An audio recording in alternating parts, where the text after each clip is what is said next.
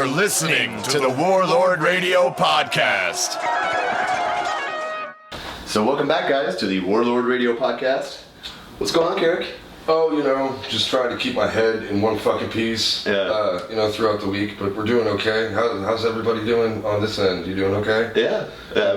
Last week, I think you were sick. I was so fucking sick, dude. Yeah. I couldn't even get out of bed. I was supposed to track bass the next day, and I called up, because, we booked the studio time, right? And I just called him. I was like, I can't get out of bed. It's like, I would be there, but I'm like dying right now. I tried to stand up and got just real fucking dizzy. I was like, I do not need to be driving right now. Right, you're like, this is not happening. So. It was a bad scene, but I'm here. I'm good now.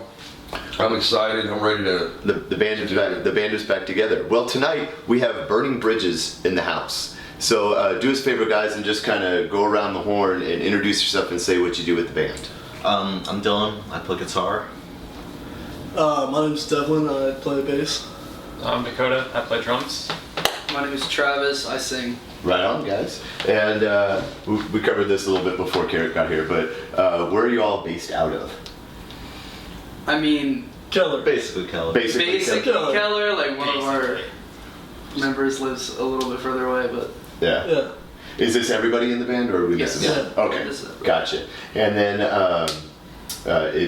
do you guys practice in Keller? No. No? Okay. The drums suck to move. Yeah, no, he's got a sweet studio up in McKinney that we practice at. Oh, okay. Nice. Yeah. So you got to go. So most of you guys have to go from Keller to McKinney to practice. Pretty much. Yeah. It kind of sucks. I don't know why we do it like that. I mean, I have all the equipment. That's right. All of the equipment as He's well. like, I have the drums. I set the rules. I have the amps. How often do you guys practice? We try and do once a Not week. enough. No, once a week. We try and do once a week. Yeah, once a week. Once a week. That's the goal, anyway. Yeah, that's the goal. Yeah. And then, how long will you guys practice for when you get together? That's a great question. It ranges anywhere from like an hour to 4 hours. Yeah. Actual like an practice, hour. we're just like dicking around. Because like actual practice, we probably run the set once and then we're just fucking around for 4 hours. Right. Yeah, That's how we songs do that get a written, lot. though, man. That's an honest assessment. I appreciate it. It's like we'll be like, oh yeah, we're going to practice for 3 hours. 2 hours of that we'll be like We're at a restaurant. practicing and dicking around, and then the other hour we're like out eating somewhere because Really we're like, discussing I guess different why stuff, really. That's right. Yeah. I don't know, man. Driving from Keller to McKinney, I'd be like, hey, we're practicing every fucking second of the time I'm here. Drove so far to get here. Well, at least start with the set and run through it, and then after that, you're good to go. So, how many songs do you guys have? Right now we have 8. No, just like in general, like when you guys will run through for practice, like what songs you have. So we have 8 original songs that have been recorded. So we always try and run through those, and then we have probably about 5 to 10 covers. Okay. That we just kind of put in rotation, and we're trying to like learn more. So like 12 to 13 songs, you'll run through them, and like if we have a gig that's like maybe a longer gig, then we can add another 10, 15 songs to that we all know. So yeah, because we all came from the School of Rock style, from School of Rock, and so like they're kind of songs that everybody ends up learning whenever they go to School of Rock, and so we ended up learning a lot of the same songs. So Just we all kind of know like a lot of rock and songs. metal standards and stuff like that. Like fucking Enter Sandman and shit. I mean, like, I've played it. I've totally played that song on stage before I know it. Just because everyone in the band fucking knew it, we were running out of time. pretty much. You may not remember when, but it happened at some point, so... what are the cover songs that you guys have? So The main one is Killing in the Name of. Killing the Name of. Okay. Yeah. I Rage. Because that one just gets like the crowd really... It's kind of like the hype song. Live. Yeah. I don't think we've played a show where we haven't played it. Yeah, because we're like, hey, if there's a chance for people to mosh and stuff, we want Something about Rage Against the Machine, specifically like the bass lines, they just get people moving. I don't even care if you hate Rage. Like, you start hearing that shit, it's like, I'm ready to fucking damn the man and kick some shit over. Someone. Or someone, Yeah, and then Good Times, Bad Times. Yeah. Good Times, Bad Times. Nice. My Kiss. Suck My Kiss. Yeah, we haven't played that song forever though. Right. It's still in there. Couple Chili Pepper songs. Yeah, it's So Trooper. Can't Stop. The Trooper, The Sabbath. Trooper. We kind of just like, it's all over the place, really. Right on. Yeah. Depends on the gig. Depends on the gig, yeah. Yeah, That's because a like good if point. we're Who we're playing, playing with. yeah, if we're playing like at like a park or something, we're not gonna go out there with Rage Against the Machine. Fuck you! I won't do what you like. We're not gonna sit out there and do that. So like we've gotta. Bring out some of the Zeppelin I don't see tunes an for issue that. with Yeah. I know, right? Okay. You kind of got to read the room, especially with covers. Like, Yeah. Yes. I've always noticed that, like, you know, say you're playing, you know, you show up with, you know, your Zeppelin covers, and then every other band on the bill's like a hardcore fucking thrash band. Yeah, that's And you're like, hey, maybe I don't bust this one out tonight. We'll change it up a little bit. So like, Killing kind of works for a little bit of everything, because even if it is kind of like Because it doesn't feel a too bunch of 50-year-olds, they know the song, so they get moving. Yeah. Just a bunch of older people know it, younger people know it.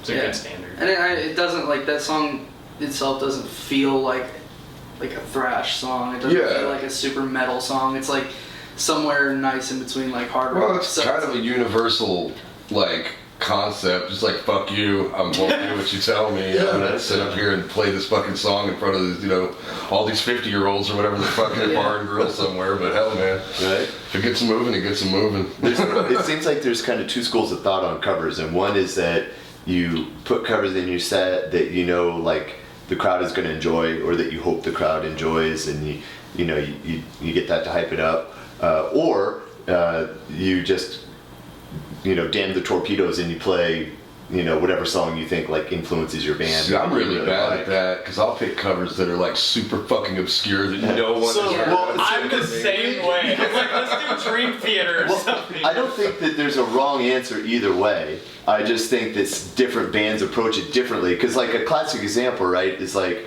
Metallica. Like Metallica became like really well known for covering bands that at the time were underground. Yeah. They weren't like The Garage album. Yeah, well, I mean, the Misfits weren't like a household. Yeah, name like back not. then, you know? I mean, they are now, but not then. It's Yeah. like it was all, or like when they did like "Am I Evil?" Like everybody just thought that was a Metallica song. You know what I mean? There's And still people that you have to correct them. You're like, no, man, that's Diamond Head. You're Yeah. like, who's Diamond Head? I'm like, here's a fuck. Go on your Spotify and look up some fucking Diamond Head, man. So it's like, because I've come across people that are like, you have to play something that the crowd likes. I'm like, No. literally the biggest band ever didn't, so you're wrong. Exactly. But again, I don't think there's anything wrong with like, oh, like we think this song will kill, let's play this one live. It just comes down to how do you approach it. Yeah, no, we also play Song for the Dead, Queens of the Okay, Stone Age. nice. And I always love that song because, like, for the people that don't know it, it's like, oh wow, these guys are cool, like it's a cool song. Yeah. But then like the two people that actually know what song it is, Yeah. like, they're Freak out. They're freak out, like, oh my god. That's what I do love about the obscure covers. There's always like It's like that the one one dude in the guy. back that's just like, oh shit, is that guy playing Brock as hell right now? Well, that's the way we do it. Like we're just like, fuck it, we're gonna play like songs that we like. Exactly. And it's like sometimes people like it, and sometimes people don't even know it's a cover, and we won't ever correct them or whatever. But we've had that. Like we were playing last year. We were playing South by, and we were doing a cover of Immortal Tyrants. Oh, nice. And as we're doing it, like this group of people that was walking by outside just beelined in, and it was two dudes and their girlfriends, and they were in a metal band from Australia called Alchemy.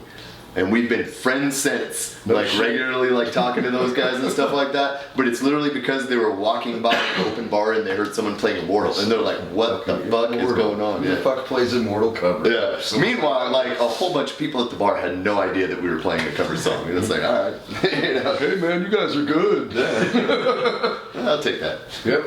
Always. I'll lie. I'll lie right now. Tell them it's a cover. That's right.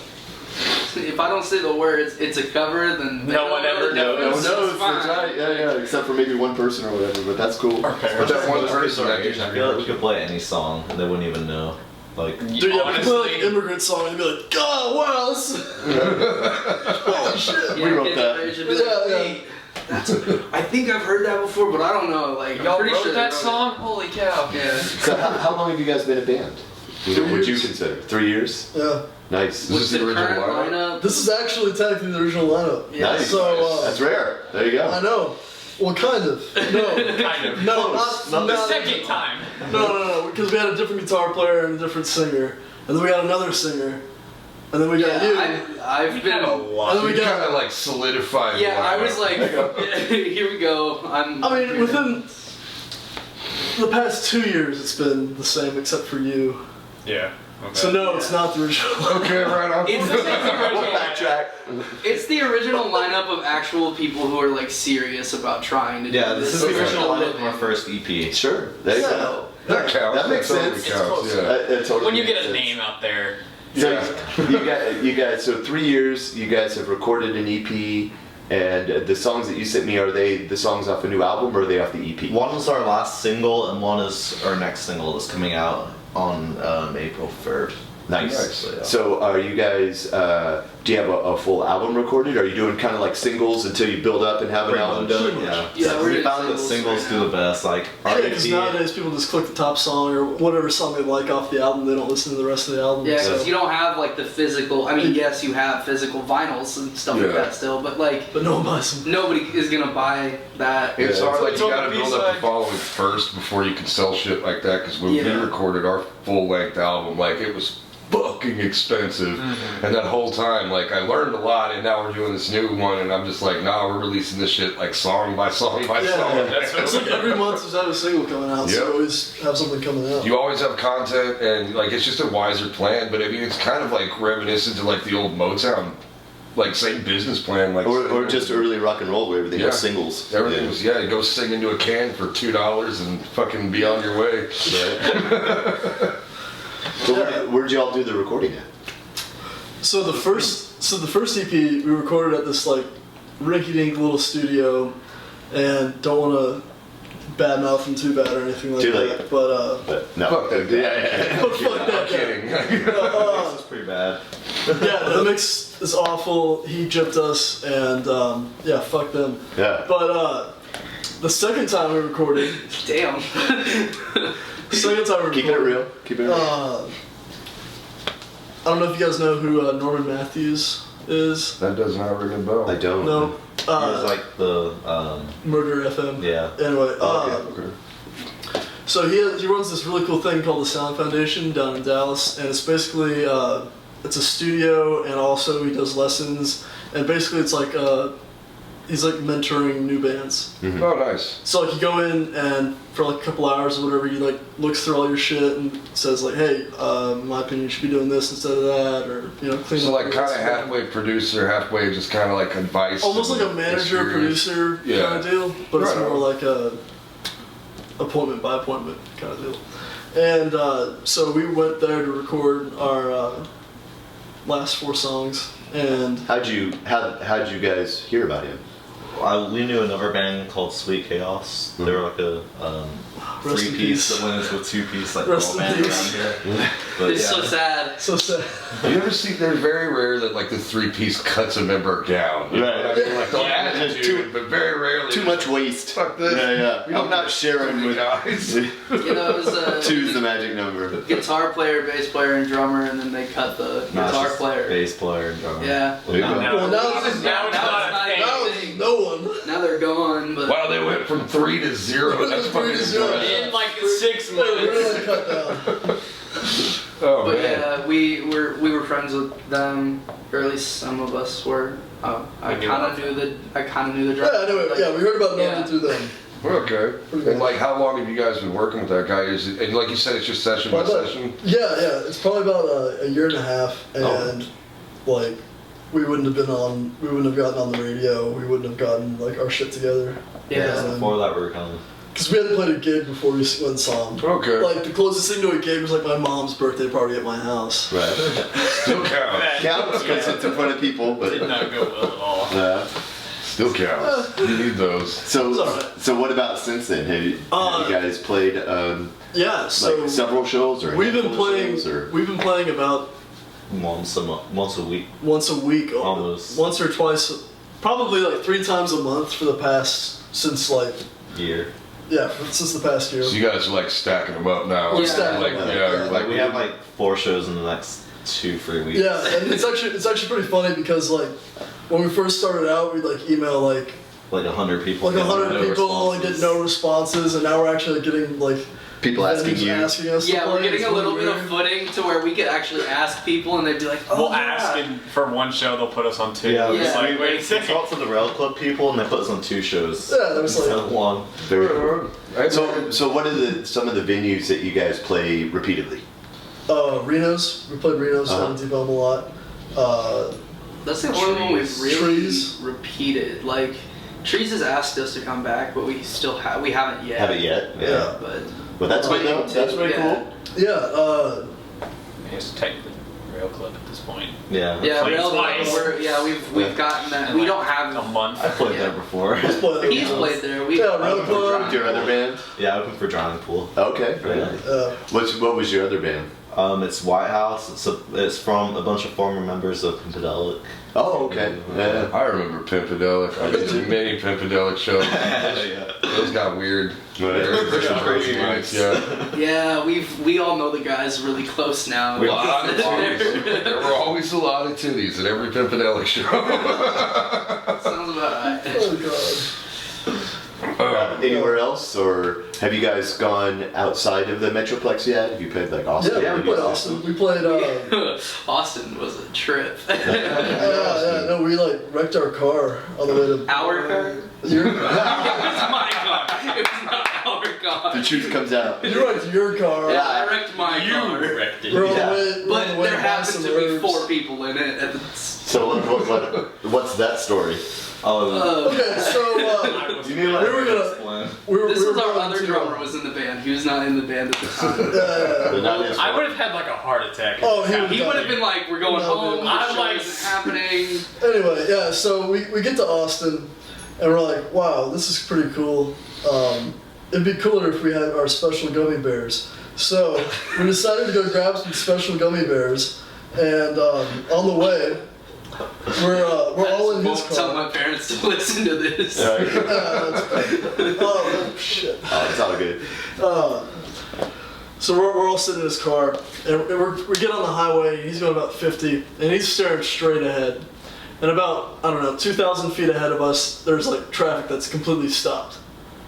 Travis. Just brake lights. Just not even brake lights, like they're in, all the cars are in I park. was- They're stopped. I'm gonna blame it on epilepsy because I'm epileptic, so I just like wasn't paying attention. It's just like Your epilepsy. Fucking epilepsy, dude. Because this man is like, 10 and 2, like. oh, 10 and 2, cruising. laser like straight ahead, and like we all see this car coming up, and we're all like, oh, he'll brake. So now like probably like 20 feet away, he's still going about 50 miles an hour. We're like, hey Travis, and he just. the best part is literally like 5 minutes before this. I go, yo, my brakes are really good. Ah, my brakes. he doesn't even hit the goddamn brakes. He just like lifts off the gas like 2 seconds before he screams this pickup truck. Like, oh, you have to use them. Gotcha. There's another pedal. Oh, It was great though because like my car is like plastic around the bottom, and because I have a Ford Explorer from like 2002, He's old enough to and drink. so I hit this dude, and he had like an old piece of shit truck.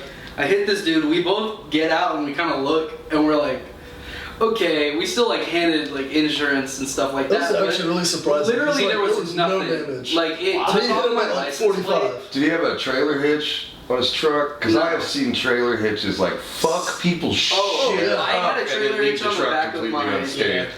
Yeah, I had a trailer hitch on the back of my my Explorer, and this like Mercedes drove up behind me, brand new like 2019 Mercedes, drove up behind me and hit me, and I took off their entire like Yeah. hood. It was bad. Shit up. Well, they can afford it. Image. I get in a lot of wrecks. So Shouldn't be was the car totaled or? No, it's completely fine. No, literally, Still there's has it. nothing. We still have I it. still drive we it. still got the special gummy bears too. Yeah, Weren't even late for the show. Happy, like that's a happy. the show was a ever after, completely man. different Yeah. thing though. Like the show, Vulcan Gas Company. I think Yeah, it was at Vulcan Gas Company. How did you know where the fuck that is? It was on 6th Street. It was on It 6th. was a really cool venue. But we got there, and so we had to sell like a certain amount of tickets. But like we're all from around Dallas. here, Yeah. so it was like I think we had to sell like 35 tickets, and we sold like 10. we sold like 10. Man, that's pretty good though for out of town. Yeah. Yeah, and like none of us had enough money to like cover the rest of the tickets that we were supposed to sell, and so like we had to sit there and like text people. I had to sit there. I also texted people. I was didn't in the band and I got my friends like me. Message going, will you donate money to us? Yeah. And I was like, what did y'all do this time? I like It's not even in the band. I put my Venmo on ex-drummer. Twitter. He gives money to the I'm not gonna lie, in that situation, I would have been like, fuck it, I guess you guys are out of some ticket sales and I'm not playing here again for a while. Like, No, Like, they that's threatened what we to said. sue And they're like, us. oh, we're gonna sue you.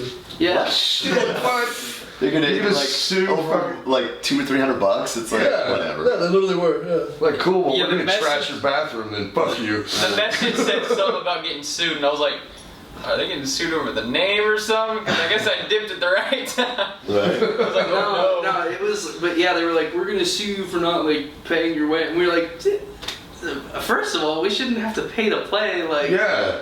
that's like, I'm I've firmly always against felt that that way, shit but, for the like, most you know, part. That's a good lesson in the mechanics of ticket sales and why it's not a good idea to do that shit. Yeah. Also, it's been so nice these past like few months because we haven't had to deal with like the ticket booking agencies or whatever, where We've they're just been like, fucking our own.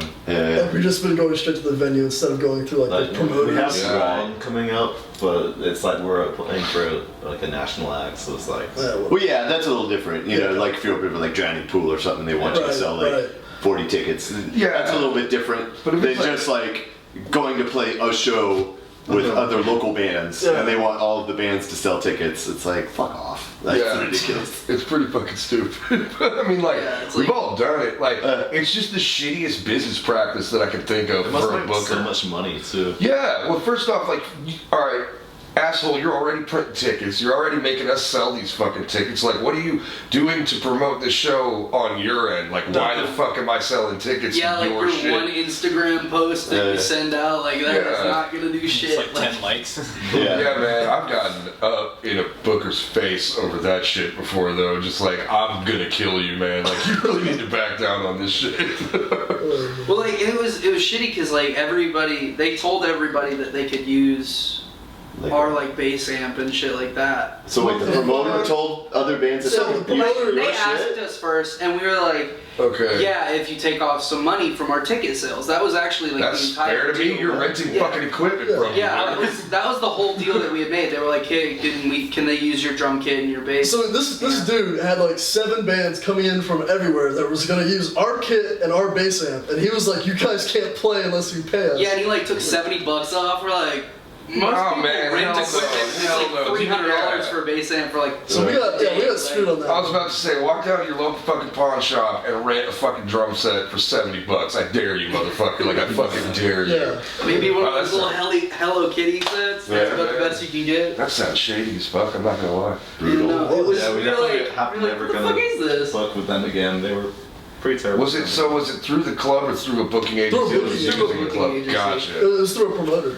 Right on. Yeah. Yeah, see, and he didn't even fucking promote. Like, No, what the I fuck? don't know. He did like one. He literally did like one Instagram post and it got like 2 likes. Yeah, we were like walking outside on the street trying to sell like the last of our Yeah, okay, tickets. come Like, on in. we were like, hey, dude, I almost started like paying like $15 for the tickets and then just like selling them for like $5 and being like, you know what, fuck it, like Make some money off Yeah, of this, but it's not off, break like, even, like $10 off right now. Just go in there. I don't even Yeah. care. I need people to buy these. And Yeah. Lesson learned. lesson learned. Absolutely. I mean, No, that's the kind like of you shit said, that you like- get, like that experience that you fucking need, man, because like it's different everywhere. Like Yeah. you run into shady bookers, you run into awesome bookers, you run into Yeah. shady venues, you run into awesome venues, like, and you kind of need to know, like the more you do it, you start to recognize certain signs. Right. Like if a booking agency is like fucking you over or something like that. We played a fucking show with this dude from New York. I think his name was Korozik or something like that. Yeah. Really good guy, good show. But we couldn't get set times out of his promoter until like an hour before the show was supposed to fucking start. Yeah. So we couldn't promote it hardly ourselves. Like we were like, we're gonna be here we don't fucking know when we're playing, but we'll be here. Like, we've gotten them during.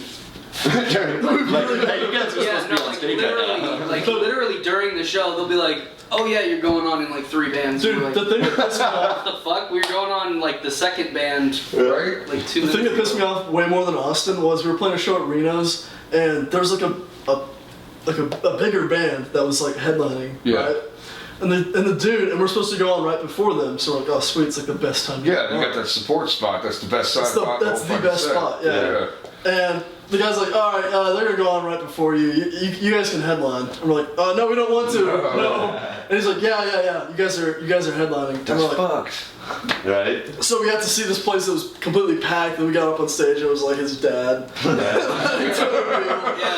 like, My dad's out there in the front row, just like, fuck yeah. I'm like, That's totally happened to me before. Now that I'm thinking about it, like definitely had a headliner just come up and be like, actually, we're gonna fuck off, man. You're headlining. I'm like, why? No one's here for us. Yeah, exactly. Yeah.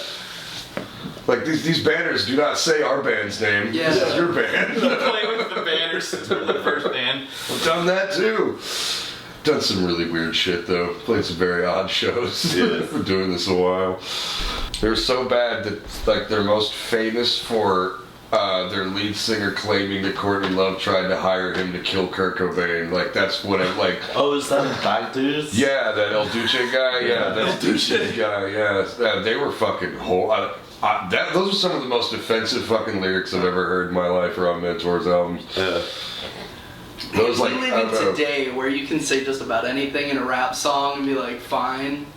I don't know, man. I feel like you can't say shit anywhere and be fine anymore. Yeah, that's a solid point. But there's that nice like little sweet spot where it was like, oh, you can say whatever the fuck you want, and it's like, Once you have enough followers, you can say whatever you want. yeah, That's true. That's what I love about metal shows is you go and you see some of the most offensive t-shirts you will ever see in your fucking life. You know what I mean? Like, I've got one that's just got a nun with a ball gag in her mouth. Like, that's the whole fucking shirt. Right. And then, what's that one Gary has? Gary has a shirt. Gary from Crop Dust had a shirt that may be the most offensive thing I've ever seen written on a t-shirt. It was like, dick raped by a rusty pickaxe or some bullshit like that. Oh yeah, like I think that's a Demon Seed shirt. Right, okay, that makes sense. Something like that. Yeah, So, like paraphrasing the it's like this horrible shit, and he'll just like wear it to like Kroger. Like, Have we all been there? we have all been there. I picked up my kid in a fucking Exodus shirt with like big fucking 666 and a devil skull on it and shit, like from school. I'll just be out and about, not even think about anything, and then I start getting dirty looks, and then I have to kind of like look down, like, oh yeah, I'm wearing my Goat Horse shirt at Walmart. Like, my son can read. It's like, now he knows the word goat whore. Good band, check them out. Gosh. But yeah, I don't know, man. Like, you hit that PC culture thing, especially if like, you're like trying to like build up your social media following and stuff like that, and then you like meet metalheads in real life. They're the nicest dudes in the world. And they're so like sweet, and then they'll get up in the microphone and just be like, "This song is called like skull fucking your grandma's fucking ear pussy or whatever the fuck." That sounds like a Tenacious D song. It does. that really does. So the $1 million question, the one that I always hate answering as a band, so that's why I like to ask other bands, is how would you guys describe your sound? It's the worst. It's an atrociously bad question, but that's exactly why I like to answer it, because it's not so much how accurate it is, but it's kind of like, how are you going to answer it? Yeah. We don't sound like any other band, but at the same time, we sound like you've definitely heard us before. Okay, There you go. fair enough. That's good. I like it. A familiar That's feel, a section that you could put, like a Spotify playlist. You know, you could have that title. it's like, You might have heard us before. I think I heard that song before. Well, like what you said, like you're going over your list of covers, and it was just like that shit's all over the place. So I Yeah. can't imagine what your originals sound No, like. like they really are kind of all over the place. Nice. That's cool. I mean, like I enjoy watching a band where they kind of keep you guessing throughout, like, because you know you'll run into certain bands where like their entire set sounds exactly like the first song that they play, Yeah. and so it's kind of cool to throw some variety in there. Sure. Our first EP, everything sounded the same. We were like, I don't know Yeah, what. we really like the key of D. Yeah. That happens, It is man. really like D. I am the king of A minor. Think I about what you am just the said. A minor kid. Be like, this is my home. I'm staying I'm here. staying right here. Yeah. No, But- I mean, you can definitely tell that it's like us, but Yeah. all the songs sound pretty different. Like, what type of bands do you guys normally get stuck playing with? I mean, I don't mean that in a bad way, but you know what I mean. Like, is it like hard How rock, they typically build the punk? show. we've metal, literally like- played. We've played as like the only band in a group of rappers. Uh-huh. We've played for like metalheads. You know, like We're saying the literally last everything. 3 gigs we've played for punk, classic rock, rap rock, and heavy metal. There's still rap rock. Like that's still like out Yeah, that's there. the White other, House. another band that he's in. Okay. It's rap rock. That makes sense. Yeah. I mean, yeah. Pimpedelic Like, guys. it's just the But last Pimpedelic 3 has been gigs. around since like fucking The 96 or some shit. Yeah. Yeah. Weird. I mean, like, but I guess another way that you could describe it would be like almost grunge, but not quite. So like maybe a bit heavier, a bit faster than Alice in Chains, Okay. that kind of vibe. What would you guys say are some of the biggest influences on the band? Like aside from like the covers that you do, Yeah. you know what I mean? Like Alice in Chains would probably be in the ballpark, but like what else? Like when you guys were forming the band, like what other I think- kind of bands were you kind of I think envisioning? one cool thing is like we all individually have completely different influences. That's pretty cool. Like we all come from completely different backgrounds of like what we like to play. Right? I mean, like we can go around in a circle. Dylan, Yeah, yeah. I like lo-fi progressive stuff, Uh-huh. but like I ride like everything, so it's like not really like one thing. I'm like Like what are some of the progressive bands that you love? Periphery. I love Intervals and Pliny and stuff like that. So Animals as leaders, Yeah. you listen, yeah. stuff like that. Right on. What about you, man? Yes, I'm a classic rock guy. He does Okay. not listen to anything after 1990. There you go. Yes, I'm the 96. same way, just with metal, but like all of my tastes lie like before '94 probably. Like, see, it's funny for me because like all my favorite bass players are like Dead. Yes. I mean, like Nothing wrong with that. I like Chris Squire. Chris Squire's a bad motherfucker. That's Yes or Genesis. Yes. Wait, yes. Okay. Chris Yes. Squire. Yes. Like some solo guys like Victor Wooten, which is like Victor very, Wooten's a bad motherfucker. Yeah, So same. is so you're more into like a little bit of like prog, like do you like King Crimson and shit Yeah. like that? Okay, cool. Yeah, Right I on. love King Crimson. Yeah, but like mainly like whenever I'm sitting down and writing a riff, it's very much like finger style, just kind of like classic rock kind of stuff. Right on. So. There's nothing wrong. There's such good fundamentals in that stuff that you can play any kind of music using those fundamentals. You know what I And I mean? really like it because I can do something kind of that's like simple or you know like that, and then he just blows everyone's fucking mind and shows off or whatever Right. on That's top what of he's it. It supposed to sounds do. He's a cool. fucking guitar player. Yeah, right, It's like his whole job. We're supposed to hold it down. I know. What about you, man? I'm very metalhead. Yeah. Like, There you go. until that's hair. yeah. Right. It goes anywhere from like Dylan was saying with Periphery, some progressive stuff to like old metal. So like Stone Sour, Slipknot, like a lot of Metallica stuff. I think Iron Maiden's probably the lightest band I like. Yeah. So I love Maiden. Very cool. And like we have almost a saying on this show is like it doesn't matter how heavy you are because like there's a ton of bands out there that are heavier than Black Sabbath, but you will never be more fucking metal than Black Yeah. Sabbath Yeah. like ever. I don't Right. care. Or like Iron Maiden. I mean, Yeah. it's great if you know if bands like want to get like super heavy. Like I love death metal and black metal and all that kind of stuff. There's, like it's awesome, but some people take it a little too far because it's like, yeah, but you're no more metal than Iron Maiden. I mean, get you'll over it. never get that. Yeah, like, you'll one never- step ahead of Like the yeah, other it's like most you'll people. never like cool, you know, play because that's what you want to play, but it's not a competition. Like nobody gets. There are people though that, like, especially But yeah. in the metal community, that take that shit like super serious, and they're like, I don't listen to anything fucking lighter than like Necrophage. It's like, why? I like melody too, man. Like I'm not gonna It's not apologize for drop that being shit. 280 BPM. I don't listen to it. Yeah, man. There are guys like that. Yeah. We've come across them. How about you, man? I don't even know. Honestly, Blues. yeah, no, Country. no.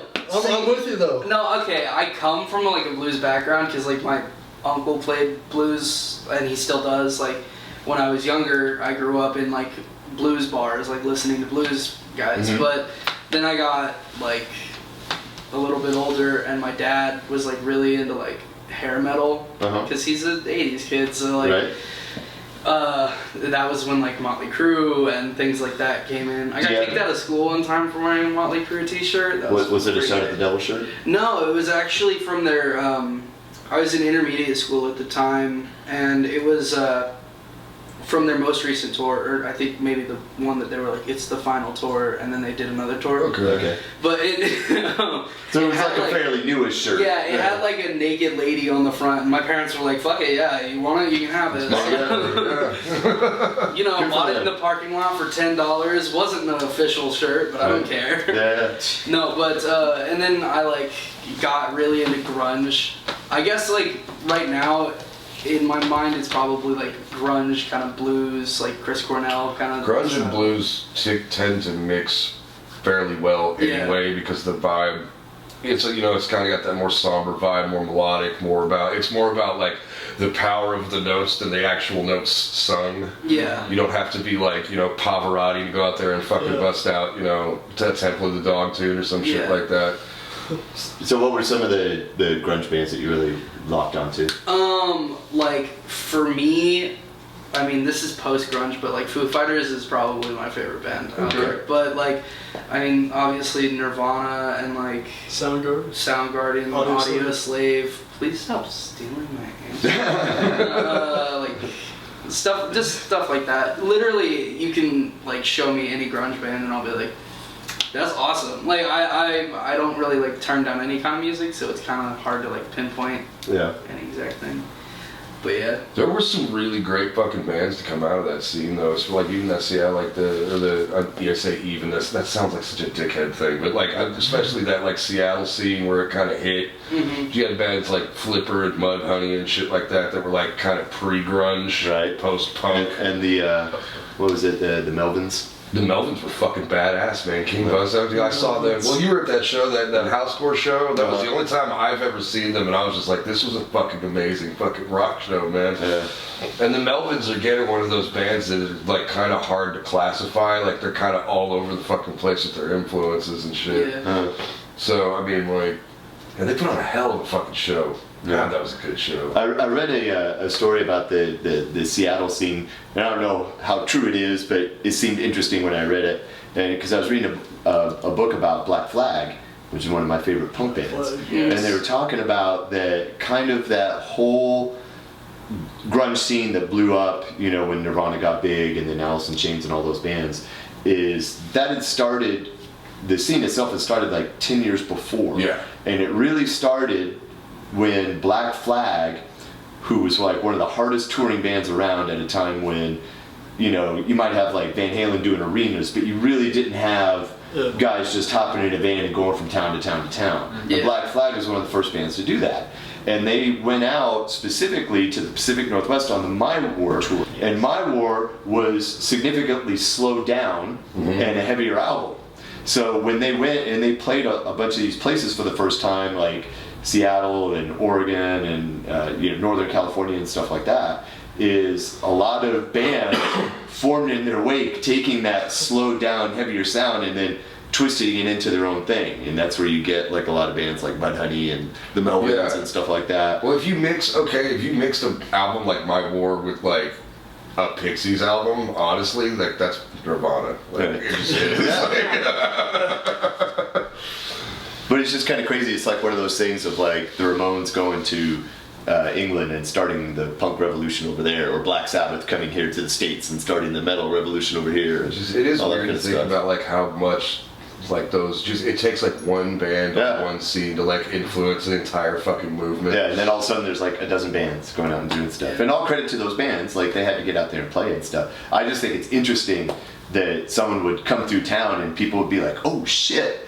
Like they're doing it, like we can do that too. They're kind of, they're more local, but like one of the reasons that Dieselbeast formed is because I happened to catch the Sword at Rubber Glove. Yeah, and I was there at that show. Like, what the fuck? This is awesome. Yeah. I was like, this is like, they took that. like almost Led Zeppelin style of hard rock, and then mixed it completely with like early metal and like you know that late 70s, early 80s era of like heavy rock. And it was the shit. And I was just like, and when they first came out, Wizard songs. Well, when they came out with that first album, I mean, now it's a thing, right? There's a huge like stoner doom scene, and there's a bunch of bands that do that. But there wasn't anybody doing that when they did it. Not really. I mean, and you either had like proper doom metal, right, or you had like, I guess you could count like Queens of the Stone Age were probably one of the first bands to kind of do that more stonery sound. Yeah. Or I guess what was their band before Queens? Was it Caius? Caius. Yeah. Machine. Yeah. Oh man, it's good shit. That is such good shit. Yeah. But I mean, yeah, I watched this entire documentary on that whole like Southwest like doom stoner movement, and it was just like, man, you guys just got really high and played hard rock really, really well. And more power to you. Sometimes that's all it takes. That's what I'm trying to do. Right. What's next for you guys? Like you're releasing these singles and stuff like that, and then like where are you gonna go from there? Or what are your plans? Like, Devlin, world domination. Awfully talking. Pretty much world domination. Yeah, we got 3 singles coming out that are gonna melt in your face. How far apart do you guys space them? Is it like one a month or one every 2 months? Basically a month. Basically, we'd like to have ideally like 60 days in between each release, just because that's like so we can get proper promotion and all that. We're probably gonna end up doing it more like 45 days, 40 days in between. So we have like smaller releases. And we have releases in between that are just like remasters, because like I said, the first EP sounds awful just because of how it was mastered. That's okay. Everybody got to start somewhere. Collaborations with different artists around us. Yeah, like how he was talking earlier about how we've like done shows where we were the only band and everybody else was rappers. We did this like festival called PLP, and it was a festival that our friend threw on, and we asked the DJ, or I asked the DJ if he wanted to come up and rap on one of our songs, and like our most popular song that we had out at the time. And we were all just like, you can come out, you can do whatever, we're gonna give you so many bars, have fun with it. And everybody at that show just ended up going fucking insane as soon as he got on stage and was like rapping and shit. And so we were like, we should go and record this. Why the hell not? Like, it works here. Let's just go do it. Yeah, why not? But yeah, so we have 3 singles coming out. The first one is Adelophobia, and that's coming out April 3rd. Is that the one that we're gonna let them? Yeah, that was one of the songs that you guys sent. I also sent them "Live with Yourself," which is our most popular song right now. Okay. So in that that's the one that you've already released. Yes. So that's the first single, not the EP, but like, that's the first single that we've actually like professionally recorded. Right. Yeah. So that's number 1, and then coming up is going to be number 2. Yeah. Is that right? Yeah. Okay. Right. And then, how many songs do you guys have recorded? Or are you recording them one at a time in the? We have them all. So we have 3 recorded that we haven't released. Yet. Okay. But they're like mixed, mastered, ready to go. Mixed, mastered, ready to go. They're already up. I just had the release. We already have them on DistroKid. We just, we're set the release date when we needed it. Yeah. Alright. I got you. Yeah, DistroKid's the way to go for sure. It's a smart way to do it, especially in like today's market. Like, because like you said earlier, like people still listen to albums, but they kind of have to know the band first before they're gonna buy the entire album. Yeah, you know what I mean? That's the thing. It's like you get to a point where it's like, I mean, it's like playing live, right? It's like when you're starting out, it's like you're literally just trying to get like any show that you could play, and just trying to get your name out there and get your foot in the door.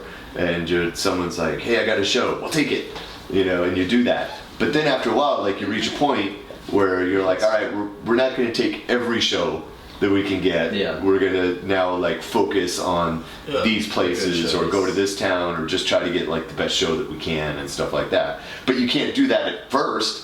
You know what I mean? It's like you can't be picky, and it's kind of the same thing with like releasing stuff. It's like, could you imagine like forming a band like with your buds and then like immediately demanding like, we're not playing unless it's a fucking arena? It's like nobody's ever heard of you, Jeff. You can't play a fucking arena that way. I have actually heard of bands that do something similar where they're like, well, we're only going to play good shows, and it's like, Cool, Cool, guess you're man. not gonna I want to play. play shows, so you have fun with that. You need, I don't know, you need that. Every band needs that experience, because like, and I don't care if you've been doing this. Like, if I started a new band tomorrow, there would be a certain aspect of starting. Like, that's a square one scenario. You know what I mean?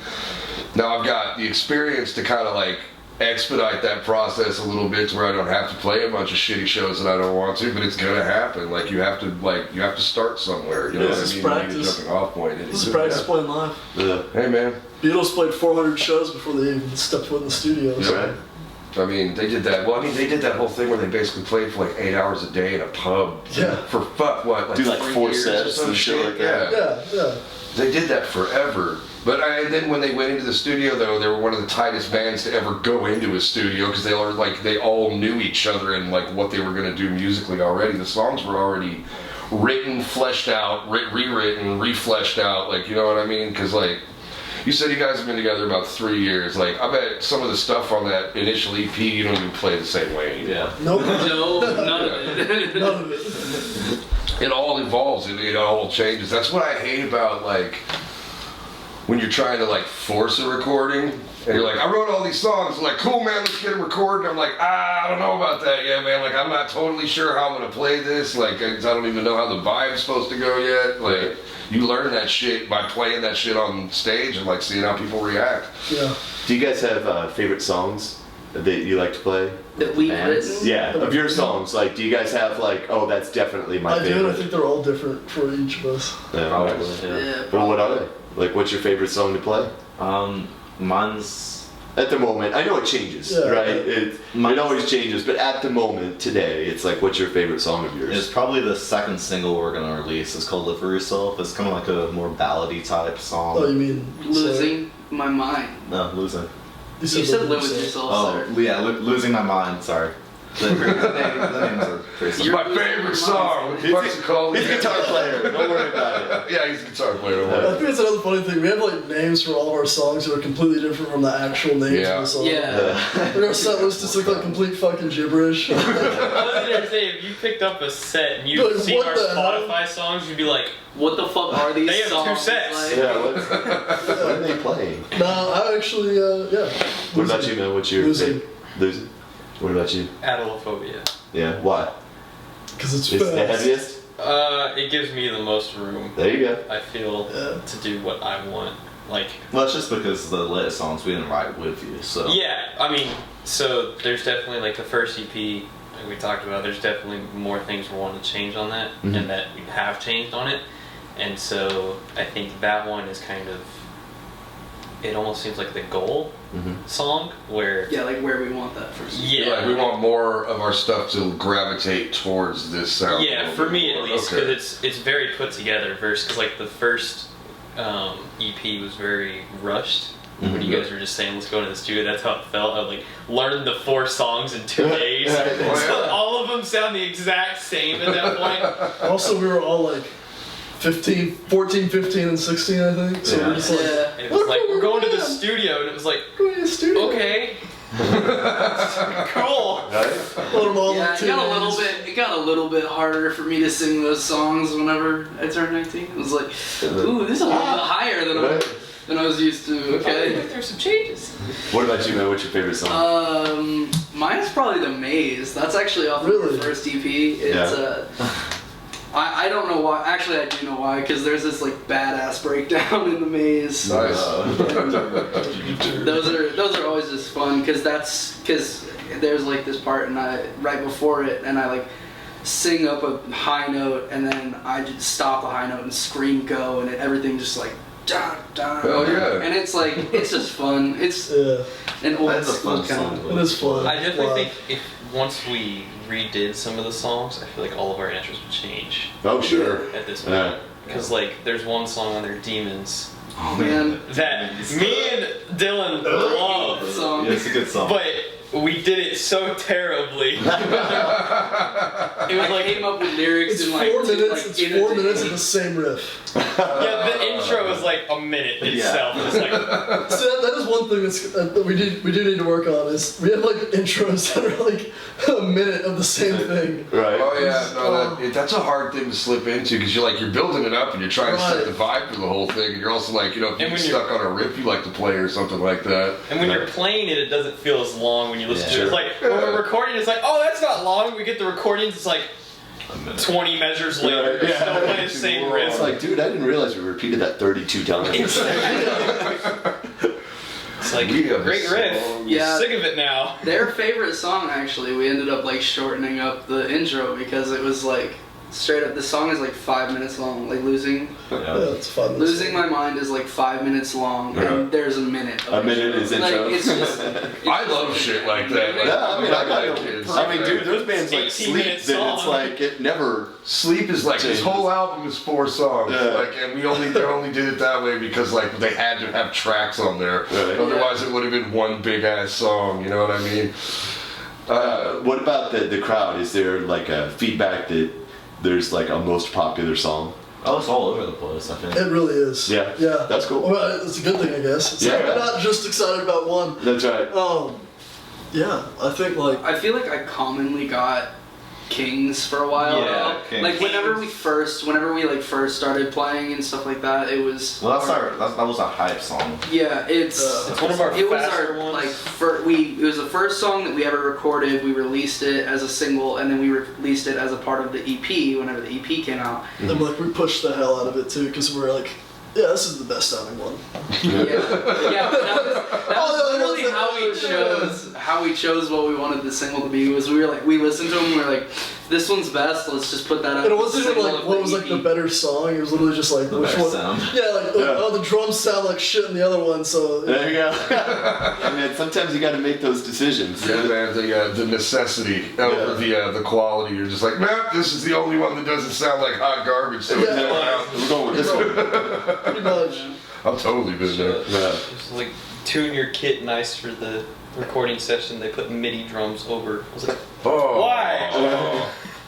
I think I would have fucking come unglued. I didn't know until after they mastered it. And I was like, why? It was funny though, because he got up there, because we recorded the place that we recorded at the first EP. It was in Keller. It was by all of us, and he lives in McKinney. And he has a rack, a drum rack. Right. He brought his whole drum rack to the studio, and then they midied out. They just midied in he his used 2 drums. overheads and then he dubbed over it, and I was like, why? Did the guy ever say why? He's like, He this didn't is have how I enough do it? mics. He only had 8 inputs for an interface. He was like, why? I was like, go get more mics. Go get more mics. Cymbals. Take your ass to Guitar Center real quick. Those drums, though. Yeah, I don't think I had a snare, a kick, and 2 overheads. Nice. So we're gonna take a break at the halfway point here, and then we're gonna play the first song. Which song would you guys like us to play at this point? Honestly, Great question. Adelophobia.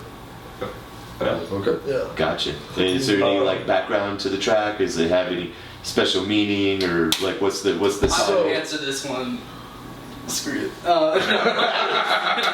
wrote the goddamn He song. did write the song. I love it. I wrote the love fucking it. song. And then they killed each other. You don't know what happened, officer. So this is what it's about. I'm saying it. Here, go ahead. No, he's good. He wrote the. Okay, fine. Adelophobia is the fear of. Actually, I totally forgot what I was gonna say. Oh, such a build-up. You had it. You had it, and then you lost it. Is the fear of not living up to expectations. Okay. And so the song is basically about man, we've all made a lot of sacrifices, put a lot of things on hold. I put college on hold for this, and so it's a scary thing to try and For sure. Yeah. do this. Right. No, it's it's one of those things you have to be passionate about this. Right. It's not just a job or something you have. This is something that you're about to work your fucking ass off for. Yeah. You know what I mean? But the reward will be sweeter once you hit. However you hit. I'm not saying whatever's going to happen, but I mean there are victories to putting your art out there like that. You know what I mean? And so yeah. So I will be breaking off. I have to go bounce tonight. I am working, but It has been really killer fucking talking to you guys, and I really can't wait to hear this new shit. Like, I'm interested, man. I'm fascinated by this. So I'm going to say fuck Mark V. Kearns, and I love you all warlords out there, and it was really nice to meet you guys, man. Keep crushing it. I'm glad things are going well, and I really look forward to all the new singles and stuff, man. This would be awesome. Yes. And So this is Adelophobia. Adelophobia.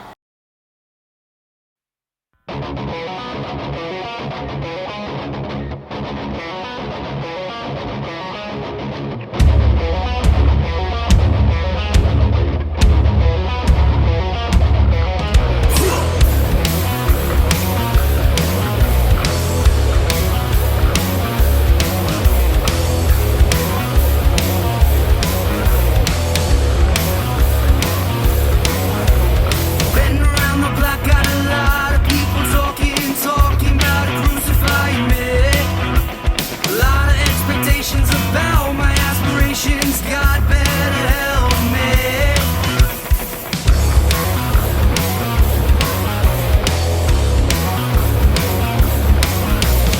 You may say I have a lot to live for, but baby, you're lying to me. Everything comes and everything goes. My pain will never live.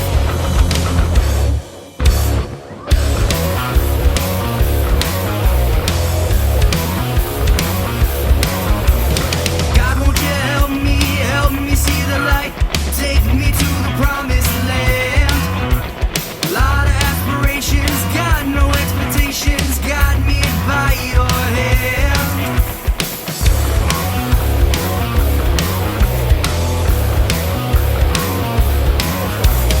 You may say I got a lot to live for, but baby, you're lying to me.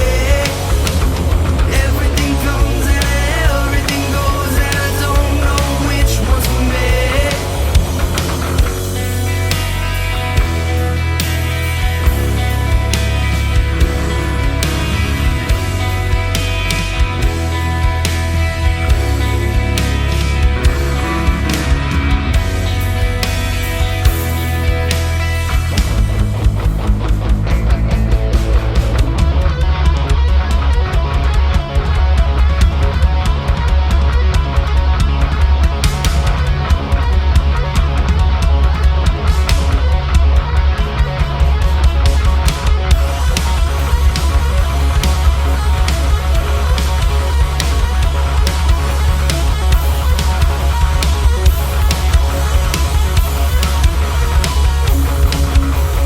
You may say I got a lot to live for, but baby, you're lying to me.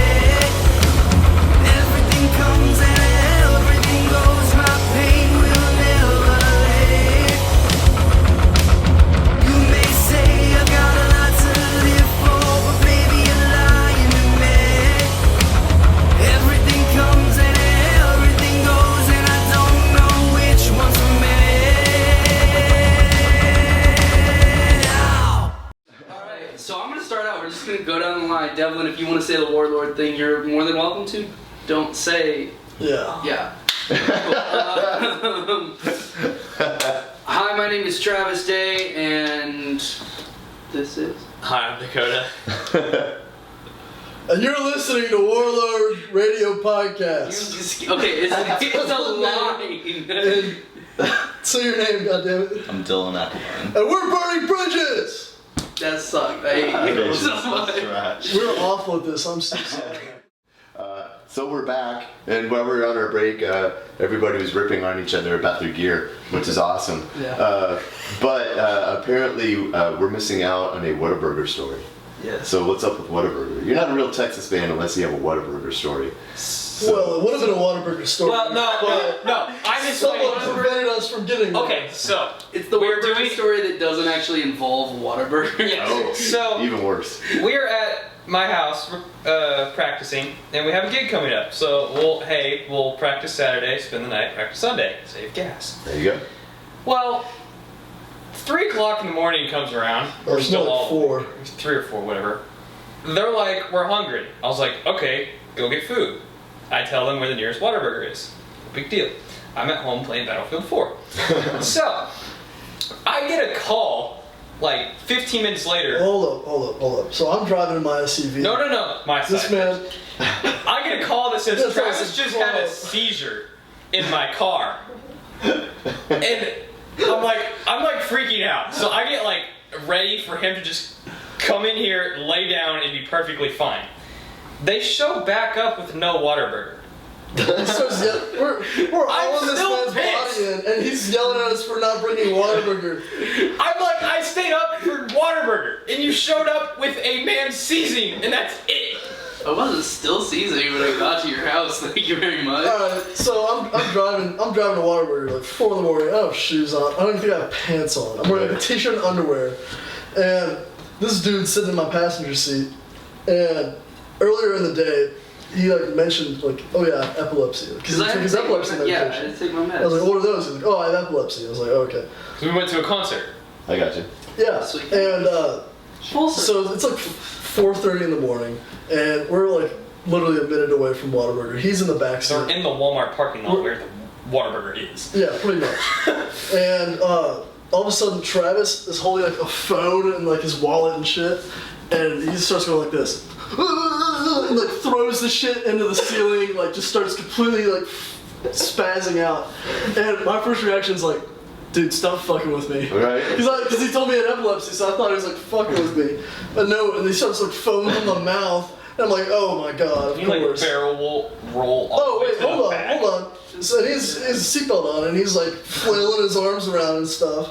So we pull into the Walmart parking lot. He's in the back seat, freaking out. He doesn't know what to do. So he starts Googling what to do if you have a seizure.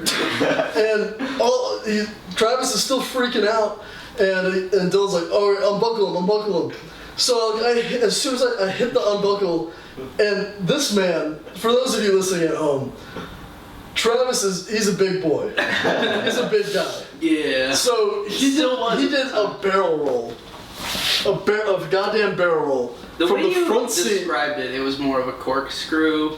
Anyway, he somehow made it. Made from the front seat of my SUV to the back, the way back, in like literally half a second.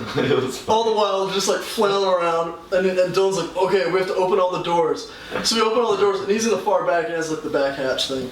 So I'm like, okay, so I lift up the back hatch, and like 280 pounds of man just comes flying out at me, and I just catch him like literally an inch above like the concrete. And when I get punched in the goddamn face. 'Cause this man still sees it. And like Dylan's trying to help, but he's not doing anything. So I'm like loading a dead body in the back of my car at 4 in the morning, wearing nothing. In a Walmart parking lot. with cameras. With cameras. I'm just like waiting for the police to show up. I have to like explain this. So then we finally get him in. Dylan rides back.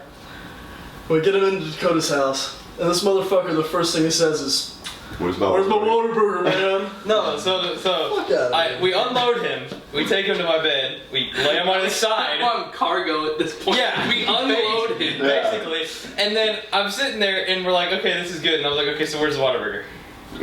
And they were like, we didn't get it, and I was like, I swear, I stayed up for this. God damn.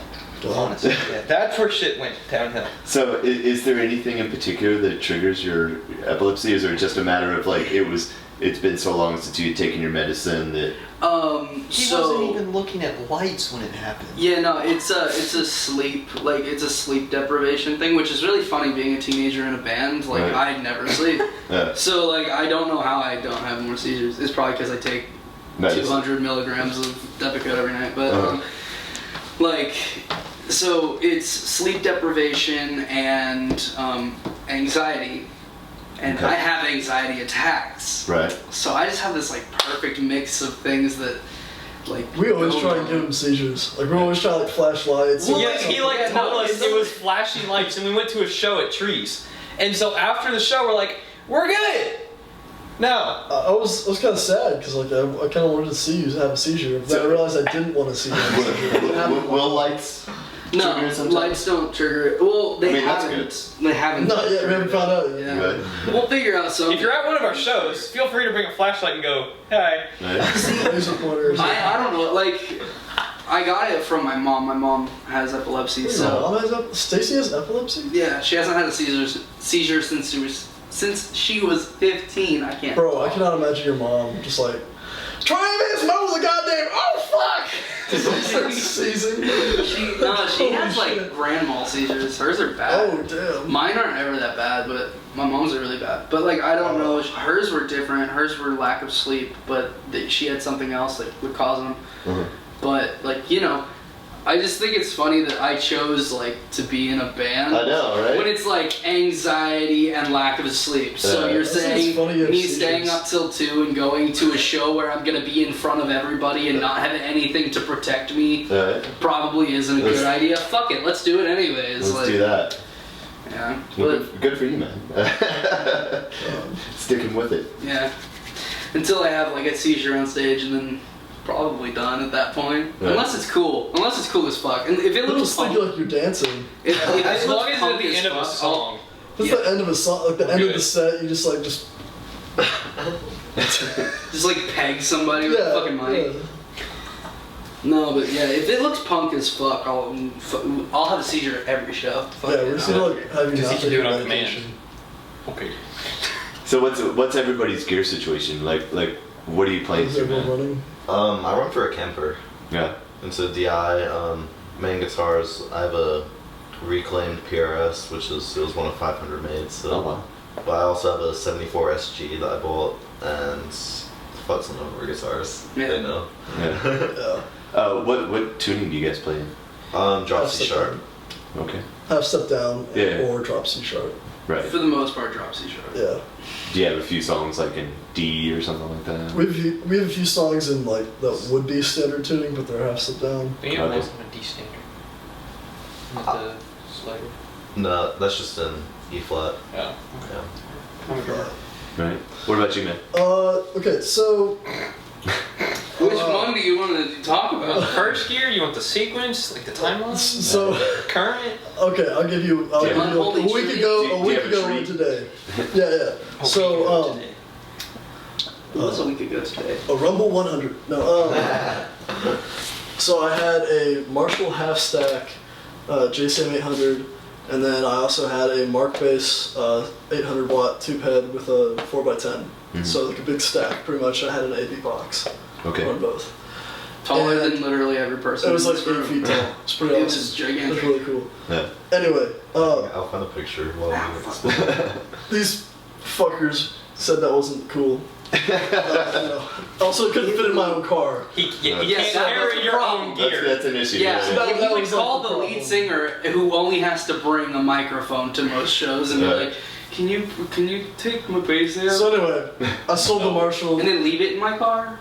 Yeah, That was I the sold the thing. Marshall, and right now I have a Laney, Ironheart something or another. I forgot what the actual model name was. It's like a little just rack tube guitar head, Okay. and then I also have a Sansamp RBI bass preamp. Nice. So I'm running both of those in the DI. Right on. Do you use mini pedals? I just use all the Kemper stuff. I used to have a full board, but I sold it all to get a Kemper. Right on. Basically, just use a tuner, and then like the Laney. Well, it used to be the Marshall was my distortion pedal. Mm-hmm. The Laney's my distortion pedal. So yeah. There you go. What about you, man? What's your kit like? I have a Sonar Force 2003, I think. Okay. I have two. I think that's the red one I use the most.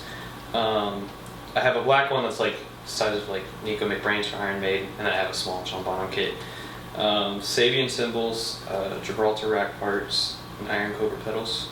How many pieces is your kit like typically when you play live? I mean, I know you said you've got So I like, use the full, but like when you guys go play at the rail or whatever, like what kit are you taking? I just have the John Bonham one, or so one rack tom, one floor tom, bass, kick, snare, and then like 20 cymbals. Well, I mean, you know, you gotta have one there, and then you've got a rack for all your cymbals. Is that right? Mm-hmm. It's just easier because like it takes two of us just to walk it up there, set the bass drum down, add the pedals, and I'm done. Mm-hmm. So it's just Right on. And you just got that. Yeah, I use an SM58. There was a short period of time where I started using like Super 55. Like this, I bought a Super 55, that big box. So back to that. It looks cool unless you're doing a metal show and you might want to throw your mic around and you don't know. 'Cause Right. if I break that thing, I'm gonna kill myself. Yeah, It's $400 for Sure, a parents will microphone. kill you. Yeah, I'll do it before they can. That's the Yeah. But And then I have a whole PA system, but we don't really use that anymore because now we're playing shows that have their own PA and Sure, like, but sound. do you use it for practice, I guess? We use mine. Oh, you got a PA too. Oh, he has like a whole like studio set up with like earphones and shit. And, like, Oh. It's all fancy. Another reason. My house, when we go have to a the practice studio, there. I was like, why I have it all? Oh, forgot to say, yeah, my basses. Oh yeah. Yeah. So I have a 69 P bass, 71 jazz bass that I use mainly. The jazz bass, is that a 5-string or is that a 4-string? 4-string, Okay. 1971. This man holding a 5-string bass. That's funny. You mean the guitar with a broken string? Yeah. No. He's a purist. No. Yeah. No. I like strings, that. no I like picks. that.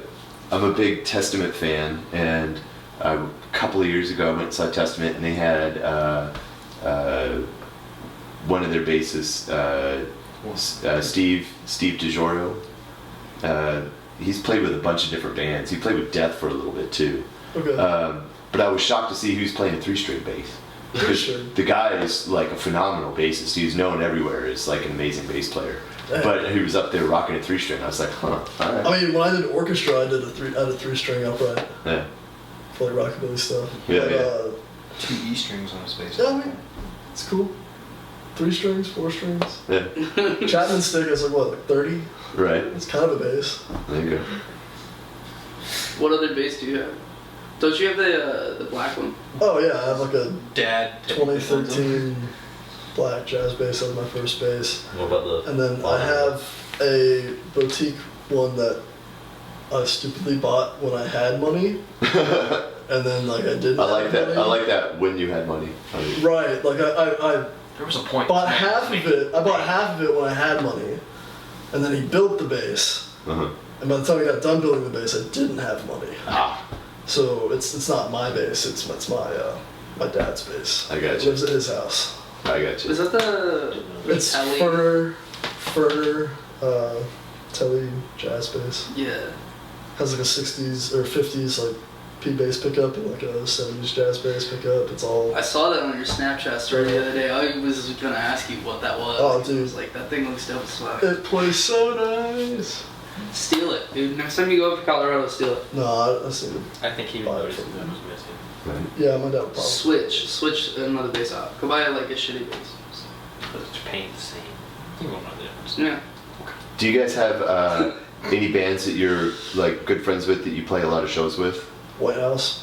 White House. That makes sense. I mean, I yeah. mean, we're like all together. We probably have like we're probably friends with like most of the people in like the We little know area. a lot of people. We know a lot of people. Like I used to tech for a bunch of cover bands, Mhm. but I mean, we don't really just hang out with that scene. We got much, connections. But I mean, we know a lot of people. Yeah. Like even just through Norman, we meet a lot of the bands that he works with. Yeah. Old school rock connections. Yeah. Aside from White House, are there any bands that you kind of either on purpose or by accident you play with over and over again at different shows? Yeah, actually, what's Kelsey. Kelsey? We're about to play our second show with that band. Yeah, this girl has like a. It's basically the Pixies, Okay. but Yeah, it's So that's Pixies. good. It's the Pixies. Okay. It's cool. It's cool. Fair That's the main one. White House, and then I know for a fact we've played with like. I think we played with City of Auburn a couple times. Yeah. We're playing with Cedars again. Oh, you are? Yeah, like in like I don't know when.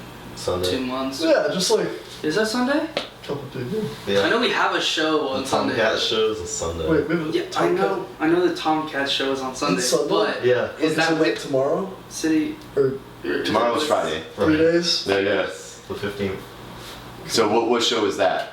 It's I was opening Tour up for this this 3-piece. Actually, I think it's a 4. GFM. Yeah, it's Gold, frankincense, and myrrh. It's these sisters. They're 15 to like 20, I think, Uh-huh. and their music's pretty good. Like, it's kind of cool. I like it. But Like how would you describe it's like their band? They came up with their own genre. It's called beautycore. yeah. They literally, it's on their website. It says we came up with our own genre because we could. It's Right. like metal. It's like metalcore, basically. I was gonna say, like, It's just- if I hear core in there, I'm expecting some breakdown somewhere. I was So- going to say all the cores follow the So same Dakota will like it. Dakota will enjoy it. I'll enjoy it. Huh? Too bad you already have a girlfriend. Yeah, I'm sorry, Dakota. core girlfriend. Right? I could. Yeah, go ahead. Yeah, Travis, you're the only single one. Yeah. Sorry. Yeah. I'm the You loser. hear that, ladies? Travis The is single. singer. The singer. The singer's single. Come get him. Yeah, That's that right. doesn't really make sense. The bass player has a girlfriend and the singer is single, but it's okay. That's all right. You got to be the one to bring the girls to the show. Yeah, like if you're taken, then they'll be like, oh, we can't Yeah, come to the yeah, show. yeah. They're all taken. You're the one that's got to put it out there, man. Yeah, Come on you gotta be like the available one. Yeah. You know? Ace Tinder hose. There you go. I don't even remember Wait, what we were I talking think we're about. plugging our show or something. Yeah, we were actually Yeah, plugging yeah. something important. But yeah, that's the 15th, this Sunday at Tomcats. Be West. there or be square. What other shows do you guys have lined up on the calendar? Then after that, Just gonna get up. the 28th, I know, yeah. we're playing. 25th. 25th, we're playing at Bolton Theater. Bolton Theater. Then 28th. 28th, we're playing Rail Club, Okay. Then April 19th, we're playing Rail Club. opening for Mark Rizzo. Okay. Where are you? Yes. They're Mark Rizzo from Soulfire. Yeah. For Soul- Yep. I just saw them last night. Really? Yeah. And then They were at Gas Monkey. 25th.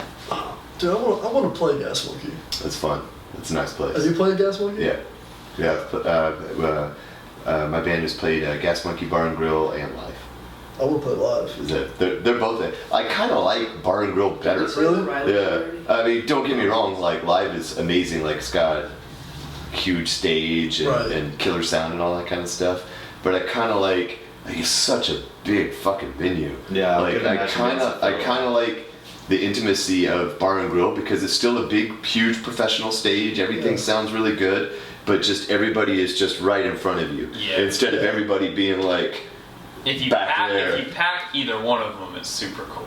I'm sure we were not packing out Gas Monkey Live, so we are not at that status. But I mean, they're both great. Like I said, it's just kind of like it's a little more fun, like with the interaction with the crowd, with Right. it being like a lot closer and in your face. Yeah, I mean, if you have 100 people in a 150 person room, it's gonna feel a Yeah. lot cooler than 100 people in a 500 person room Exactly. or a 1,000 person I was room. gonna say, it's like going back to picking certain gigs. It's like you don't want to play the gigs where like 6 people are there and Yeah. 4 of Yeah. them are your parents. Yeah. It's Oh, like- That always hurts. Definitely been there. I mean, it's one of those things. It's like after a while, like I just developed this kind of philosophy that every show, no matter how bad, can always be salvageable because it should always lead to another show.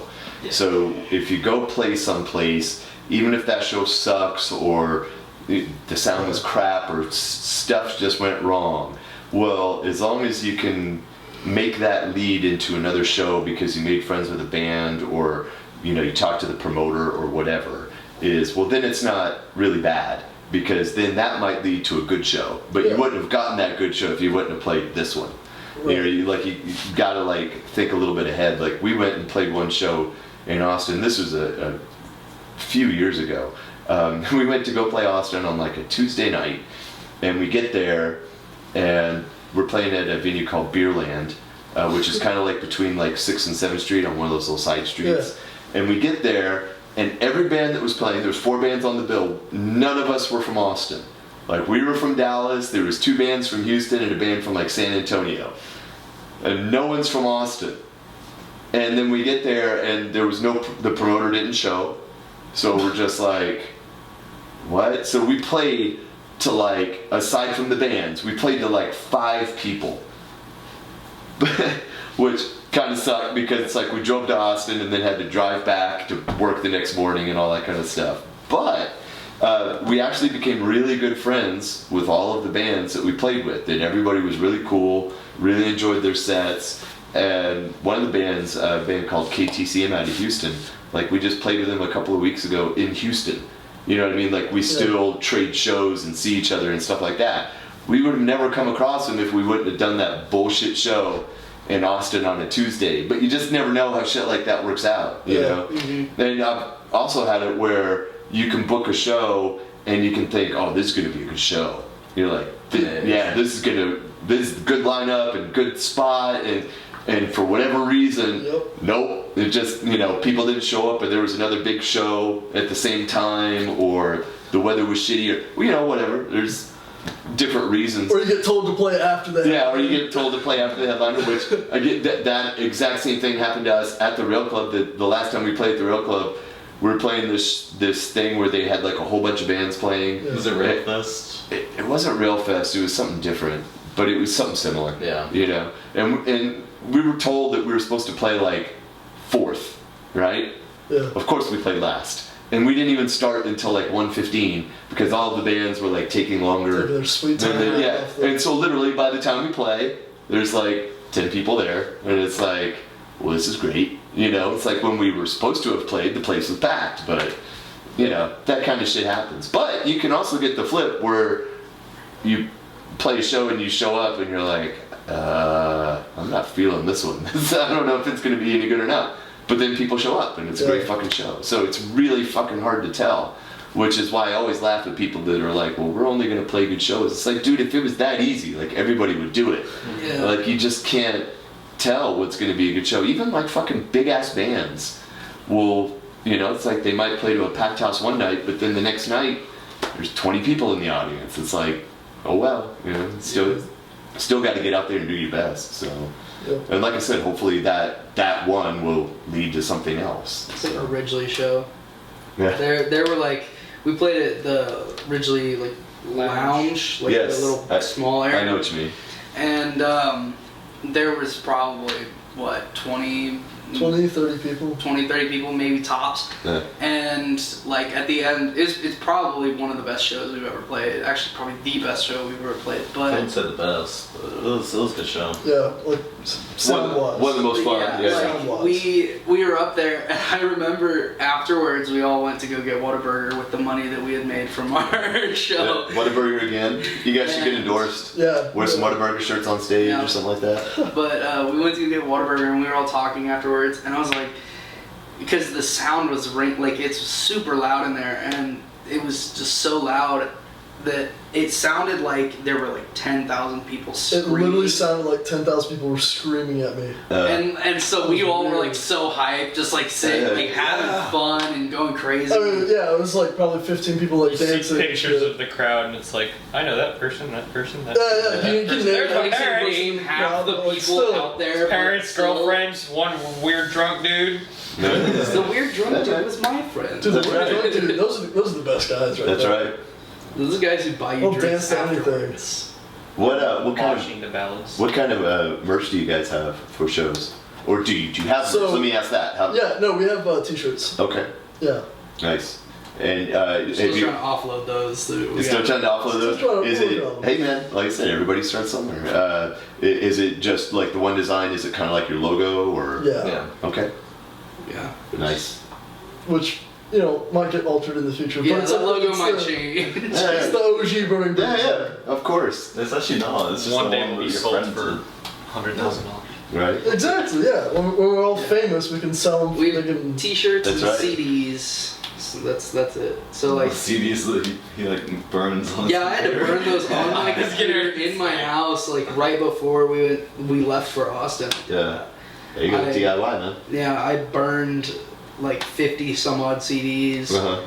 I got those like stickers that you get for the CDs Yep, and and you like put 'em on printed there. off like Yep. the logo and put them on there. Dude. how many did we sell? Been there. We've sold, actually we probably sold more CDs than t-shirts. Oh, so we like sold like 2 CDs. Right. Remember we sold that one CD to that one random chick who came to the Oh show? my god, yeah, we like dropped it off at her work. Yeah. That was weird. No, we probably It's just sold like a weird. good 30 CDs, and I know because my- we've sold like 20 of the shirts. Yeah. We sold a decent amount of the shirts, considering I still don't nobody have even one. knew we were gonna have merch. You know what Yeah. happened? I don't have a Burning Bridges shirt. My dad has one. I have like 10 people That asking was for one of our them, but I sales. just forgot. Hit him up. Be like, here's your shirt. Pay me now. Yeah. Venmo me It's that like shit. $200. I need rent money, so Yeah. Fuck yeah, man. Make him pay. What do you guys? What's your plan going forward? And I just mean that like, you guys are releasing singles and you're trying to get out there and play shows, but do you have like a short-term goal? I know like everybody's like, well, I want to be big and I want to be able to pay my bills and, you know, be a professional musician. I know that's the end game. But I mean, in the short term, are you guys trying to play a particular festival or make a music video or get so many listeners on Spotify? Like, what's kind of the game plan so far? I think Spotify is kind of the main one right now. Spotify probably because it's just like, it's really easy to quantify. And Right. we realized how many, like how that actually like translated to our live shows. Mm-hmm. Like when we play the song "Just Live With Yourself" that has all the top ones. And Yeah, actually recent. I think it just hit 26,000. So. Yeah, we Nice. realized that a lot more people Fuck yeah. know that song Right. Right. than all the other ones, and so it's like, okay, wait a second, if we can, like with releasing them all as singles, if we can promote the crap out of these, then you have people showing up knowing things instead of just standing around going, this is nice, what do you Right. think?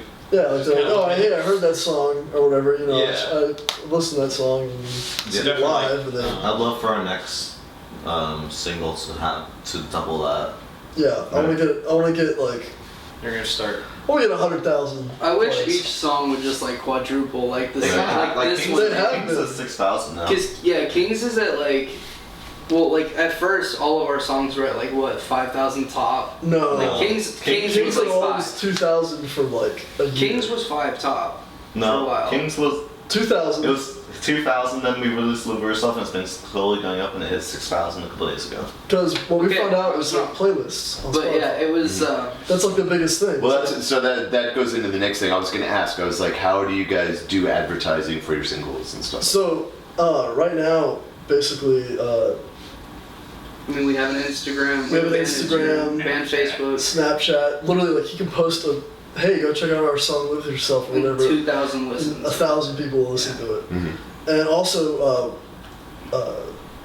Spotify playlists. Mhm. Like if you just we got a list of like the contact information for like how many people, like It's like 200 different. 200 different playlists, like people who run the playlists on Spotify. Uh-huh. So you've just been sending music to them, Yeah. and that's got Trying to slowly work your way up to the ones where it's like 4 million listens a day. Right.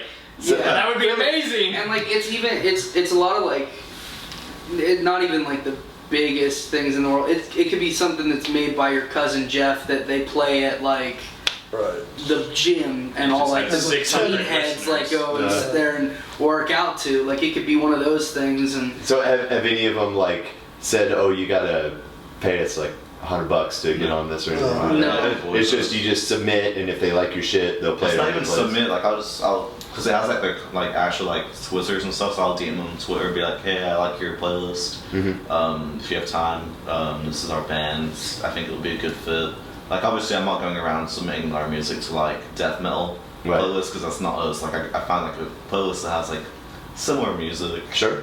Yeah. Just like yes. Right. Could be that one oddball song. That's what we need to stick out. Right. I'm down. Hear oh, and then you hear normal singing. And do you guys have a dream like band that you could open up for, like your favorite national act? You're like, oh man, if they were coming through, if we could just open for them, that'd be I amazing. think Willie all of them. Nelson. I think all of them would be different if they answered this. Yeah, I mean, it'd be pretty cool if like Metallica opened for us. Right. we opened for I Metallica. think Nah. Yeah, Metallica's not. No, I'm shooting for the stars. You're That's right. shooting for the absolute highest you can go. Yeah, If we headlined Rock Alone. Right. dude, like literally like any touring band. Right, At this right, point, Any like, band that has like any more bigger than 100 band. followers. Yeah, like, any band that can bring like 200 people to a gig. Like, Yeah. I'll perform. Over there. yeah, it's Yeah. I like it. still at that point. I'm Of, sticking with Willie Nelson, man. Willie Nelson. I would love So to much for Willie fun. Nelson. You know that would be the most fun you've ever had backstage. Right. What's the biggest show you guys have played so far? For the talking most- most people or like biggest venue? Yeah. We'll do both. Yeah, Most both people is PLP. It's That was probably the about festival 200 that high our school friend- kids. What's Technically, I think PLP? it was your mom's birthday. It's a festival that our friend threw. PLP stands for Peace, Love, Positivity. I got it tattooed on my arm because I'm an idiot. But that's alright. You can get that shit covered up, man. Get like a dragon. I or mean, some it's shit. tiny, so I really could. I mean, okay, it's big, but like it's small, like lines. We can turn that into some shit. Yeah, right now let's no, but Black square. yeah, it's a festival that our friend threw over in Keller because he wanted to like have something for like the kids. Like a local artist showcase. Gotcha. And then there's like 4 like the high schools that were in that area. Yeah, so instead of like going to like Dos Equis Pavilion and going and watching like Knot Fest or something like that, you get to see like the local acts and kids you go to school with and stuff. yeah, Yeah. and we don't charge to get in or anything. We It's rented just- out a whole park, had like an amphitheater. Okay, so it was outside, It kind was of. outside. Okay, Yeah. very cool. And you said there was like 200 or so people there. Probably. Let's say more. Probably more It's like- actually. 200 to 300. 300, yeah. Yeah. That's, I mean, that's a good fucking show. Yeah, no, I mean, and- like, how to and what go I was- over? How did? Well, here's what I was worried about was We didn't have a stage. Is that what you were worried? no, what I was worried about is because it was touted as like a rap thing, Uh-huh.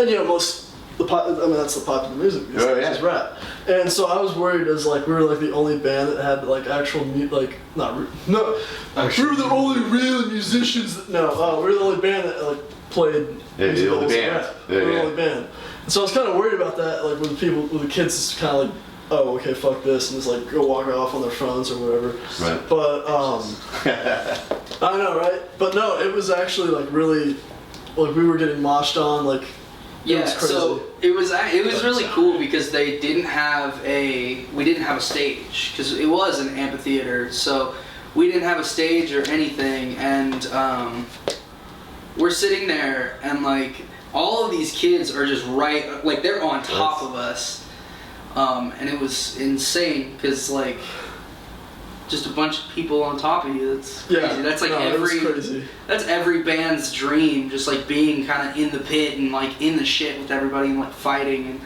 having fun. Very cool, man. That's killer video. Who did the video for you? So The guy who actually Davian, did the Davian festival. Cerna, he's kind of like our friend. He's the guy that threw the festival, and he does a lot of photos for us. does a lot of photography and videos. He's going to college for film, Okay, cool. so that's like kind of his passion is Yeah, making videos and stuff. very cool, man. Well, he just won nationals actually for film. Yeah, it's one of the Last national year. film contests. Or no, it was this year I think. But Yeah. he's That's our music, insanely It good. has our music in it. Yeah, There you should go. copyright them. Yeah. Like, dude, you gotta pay. Yeah, royalties. Come on. No, we make money. He made a documentary of the festival. We've made money on that. We made like 10 cents off it. Really? Yeah, remember that was He's looking for his cut. man. He's like, where's my 2 cents? 2.5 cents. Right? No, but yeah, he's an extremely talented kid, and like none of that would have been possible without him. So we're throwing He threw the whole thing in like. Yeah, it was literally like Like, he planned 42 it, days. yeah. Like he made a documentary about it, and like 42 days of planning went into it, and then we threw the show, and it was crazy. We're doing another one in May. Yeah, we're doing another one May Sweet. 16th. May 16th. Porsche. in Keller. Very cool. Is that video, like, is it on all of your social media so people can watch it? Yeah. So just our Instagram, Burning Bridges Official. There you go. Instagram. Add the official. Nice. At the Yeah, Burning Bridges is some random dude, and every time I message him to be like, can I buy the username off him, he just blocks me. I've got like 10 different accounts like messaging this dude. Right. Do you guys have any other music videos? No, we're actually planning to do one with Davian. Okay. But don't really have any more information on that. Yeah, no worries. I mean, like I said, everything. Like, I'm just asking just to right. get it, like an idea of like what's going on with you guys. Right. But I mean, it doesn't matter. I mean, you guys got a killer looking video out of that. So Yeah, And then that's kind of did like they the- just use like sound out of the mixing board, No. So for that one, they or did they just overdub They your song on it? overdubed our song. Because it was a part of the documentary, so it had all these other bands. So that clip that I all the I other showed you rappers. was it was a part That of clip like of the thing, 20 the bigger long video. Very cool. Yeah. And then what's the biggest like venue that you Biggest guys? venue? Trees. Trees. Probably Trees. Vulcan Gas Company was pretty big. I mean, but like, it's not Like that big of a name deal. or size, yeah. Like, cause Trees is like a big deal. Like when you play Right. Trees, that's a pretty big deal. What was the show at Trees? Was it like, were you opening for a national act, or was it We were all kind It of was a local showcase. Mad Mexicans. Mad Mexicans? Okay, I know they are. Yeah. Yeah. That was a fun show. They were super cool. They actually, like, I got asked to leave because it was like everybody was trying to get in afterwards to come in for the Mad Mexicans because we were like the first act to go on. Right. And it got kind of crowded, and so my friends got asked to leave, and I was like, well, I'm gonna leave with them. And the lead singer of the Mad Mexicans got mad. He was like, you don't have to leave, don't go. And I was like, I'm sorry, but if they're gonna kick my friends out, I'm going with them. So, Right. but yeah, that was probably the only like thing. That was And when bad was that? How long ago was that? That was August. Okay, it's fairly recently. Actually, I think it was September. September. I feel like that so was fall, last year, basically. but I don't even know. It was last year. It was last year. September was 2019. Right. Shoot, you're right. Yeah. Last decade. Yeah, no, it was September. Right on. Right It on. was September 16th, I think. So yeah. I feel like you're pulling that out of your ass, but you know what? I'll believe you. All right, we'll go with it. I got dumped like a week before, so. Oh, yeah. Oof. Oof. Anyway, gigs. Anyway, gigs. Right? Yeah, no. So where can people find you guys? I mean, I know you said Instagram, Burning Bridges official. Is it the same on like Facebook? Yep. YouTube? We're getting a YouTube. We're getting YouTube up. It's gonna be up in like a couple I days. mean, we already have a YouTube. We have. I mean, if you search Burning Bridges, you have You'll all see our it. songs and all. You know, a couple videos of us playing live is up on YouTube if you search Burning Bridges. I gotcha. But we're like overhauling and we're overhauling everything. We're gonna make an actual like channel, and it's gonna got you. come out in a couple days. We have a website that we're about to post as well. Like yeah, because we have it and it's just sitting back and nobody's Well, seen we it finally yet, but finally have it polished yeah. enough to where we can post it, and then we do have a Facebook, Instagram. Music's on everything. Music is on everything. Yeah. From like Pandora to TikTok. Right, It's yeah. literally on everything. Yeah, DistroKid gives you that option. Yeah. It's like, do you only want to be on the sites that'll pay you, or do you want to be on everything? It's like, just put it everywhere. Everywhere. Yeah, it's like there's no That's point. that's what we did. It's Yeah. like everywhere. More Yeah. exposure, the better. Just send it out there. It's Yeah. like if we make a nickel, whatever. But Yeah. just put One it out person there. makes a TikTok video and gets 10 million views. Like, Yeah. and what the fuck song? One of our friends, his song went viral on TikTok, and now he has 5 million streams on Spotify. This kid just made 20 grand off of this bullshit song he made. It's literally a minute and a half. it's a minute and a half and he says what the fuck the entire time. Like Yeah. that's the entire song. That sounds like something that would like actually like blow up. Yeah. Yeah. It's always like Especially on TikTok. it's always immensely depressing because it's like you can put in so much time and effort in something like going in the studio, getting a song right, Right. making a video, like a lot of time and effort and all that kind of stuff, and you'll release it and you're like, hey, we got a few thousand views, and then you can look up like stats on YouTube and you can literally see some kid that just will unbox stuff and they have like 100 million views. Yeah. And it's like, fuck. There's some kid that just screamed and it was like his computer microphone. Yeah, Yeah. it's funny because our friend that has that song out, his Young name is- Spool? Yeah, Young Spool. No, he says it every time because we always joke about it with him. We're always like, what the fuck? Is that the what the fuck guy? Oh my god! He hates that song. And he hates it so much. He's like, he loves the fact that he's made money off of Right, it. yeah, And, like, obviously. it's like his baby because it was the first song that he put out that did really, really well. Right? But he's like, I absolutely hate that song when people ask me to play it at Oh, shows. he's stuck with it forever. I'm a lot I was gonna say that's the song that just Oh, he'll be made your career. Oh, he'll be remembered. I mean, that's the same for everybody that gets like a big hit. You know what I mean? It's like after a while they're like, I don't want to play that song, but it's like that's the one. Like No when one you will go- die, that'll be like, yeah, this song. I'm like that with like half of the songs we've written. Yeah, already we're just like, We're just like, fuck this. Kings of It All, hate that song. Yeah. Actually, no, Kings I of don't It All's hate that song. alright. But like Live With Yourself, even though like I basically wrote the whole goddamn song, it's just I want to shoot myself every time I Right. play it. Like it's a really bass heavy song too, so like you think it'd be fun Yeah. for me, but nah, it's just Or you just play it so differently now than when you wrote it. It's like, it's fucking torture is what it Yeah. is. I got you. Go listen to it. It's a great song. Yeah. Make it blow up on Just- TikTok. yeah, make it blow up. Yeah, so he's got to play So I it have to forever. so I have to play it forever for the rest of my life. Yeah. So what's the other song that we're gonna play here at the end? Live with yourself. Live with yourself. Live with yourself. Live with yourself. This is the good one. We've been saving the best for last, right? Yeah, this is the highest. I mean, it's our most popular song out right now. Yeah. Because Right the other, yeah, the So other far. one. So far. Yeah, the other one that has been played already, it's Adolophobia. It hasn't come out yet, so. Right.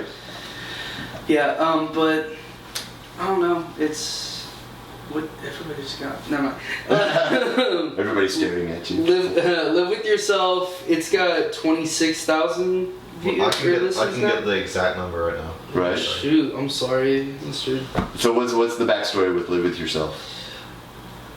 Alright, it's time we told you Dakota. So I Dakota. already know the story. Oh, okay. So Dakota left the band. Left the band. Yes, I did. And we were all very mad at him for leaving the band. So why did you leave the band? Because none of us were in, like... I was gonna say too. And we all okay, agree so with when it we now. said earlier that we've been an actual band for 3 years. An actual band for 3 years. And like this It's is been a the- thing for about 4 or 5. Right. Those first few years was just nothing. People Nothing. going over to his house and like fucking around and playing music. Right. Buddies, which is always great, but he wanted to take it serious. And I got in a And we band won. that was taking it serious, or that had kind of where we are now, but Uh-huh. it was more of a cover thing. Okay. And so, but I mean, it's kind of one of those, you see results in one thing and not in the other. Yeah. So, and I was like, okay, I'll go with that, and then shit happened. That shit happened, but it worked out because Yeah. the drummer we got, Walker, we fucking love Walker because like I said, we didn't play a single gig until he came into the band, Uh-huh. pretty much, and he like really helped us like kind of figure out our sound a bit more, and Because he's like his music taste was like all over All the place. over the Like place. he Death literally grips. listened Like to Death grips just about and, like, anything you put on. Matt, yeah, crazy. He's a really interesting guy, Mm-hmm. but yeah, you're So not. wait, it's interesting. He is interesting. So much cooler than Dakota. But anyway, yeah, like he basically like got us over the hump to where we could start playing gigs. And we started recording. We actually started getting our shit together. Yeah. And then he He just texted us one day. he just got burnt out. He didn't like dragging his shit all the way down to Dallas, and he didn't really enjoy the type of music we were playing because he's more of like an indie Yeah. Yeah. person. And he wanted to play bass instead of drums. So It's like, okay. Yeah. so we're like, all right. And then we're like, well, do we know any drummers that know our songs? And then We were like Dakota. hey, Dakota. what But are you yeah, doing? so Kinda. Live With Yourself Right. is it's about him because it was like Because I when he know. left, we had a gig coming up in like a week, like Uh-huh. our first gig, And we had and we had our first single that was gonna be on the radio. Wow. and he just like disappeared. And he like Where did he did- have the Yeah, it was King like of it all? It was On on the the radio like a week before. But Oh, see, looking here was the before. thing. I didn't know about these gigs until I was out of the band. Ah. That was the thing. So it was like, no one told me. All right. No one told me. But yeah, But so anyway, like so we're like, well, fuck this guy. Right. yeah. So we wrote a It's song. basically a big fuck you to Dakota, Yeah, but That's like what the name was on our set list. Yeah, yeah, set it us- was we call literally it fuck fuck Dakota Dakota. for a while. Yeah. But no, there's time no to hard do. feelings now, I guess. Right. Every once Some in a while. hard feelings, Every once in a right. while. So- Damn Whataburger. So why did you decide to come back? Just because they were playing some shows and taking it more seriously? Yeah. So the other band that I was with, most of the guys were older. Mhm. So they went to college out of state, and so I kind of wasn't doing too much. And so they texted me one day, and I was like, I was kind of practicing, learning things I wanted to. And they texted me, and I'd seen, because I kind of kept up with them, and I noticed they've been playing, and I was like, sure, I'll go back to playing again like I was with the other band. Uh-huh. And so that's when kind of just started again. Gotcha. So. When the first time, it was actually really cool. The first time we practiced together, all four of us, because they had like a little practice that I couldn't be at because I had work. But Mhm. first time we practiced together, all four of us at my house, we were sitting there and we were playing our music, and I was like, I don't know why, but something just like feels right. I like literally after we finished Kings of It All, because that was like our first song we ever put out and everything. It was like nostalgic. It was like Yeah. something just feels right about Yeah. playing this song with him behind the drum kit. Just Doing those little stupid ass tricks. Where yeah, where he like It's flips the his snare, sticks flips all the- You around. call them stupid, yet you said we want you to do them. They're the coolest That's shit it. ever. I fucking love them. I love them too. Yeah. But yeah, it just like, as much as we love Walker, and like Walker was a part of like the family for a long time. It's Still is. I mean, yeah, and he still is. Like, there's no bad blood there, but it's just like this is the original. Yeah, this is the band. Yeah, this is the band. And The boys. Right. Well, very cool. Well, guys, thank you so much for coming out tonight. Very excited to get to see you guys live. So haven't had a chance to yet, but I'm definitely going to make it out to a show soon. And this is Live With Yourself.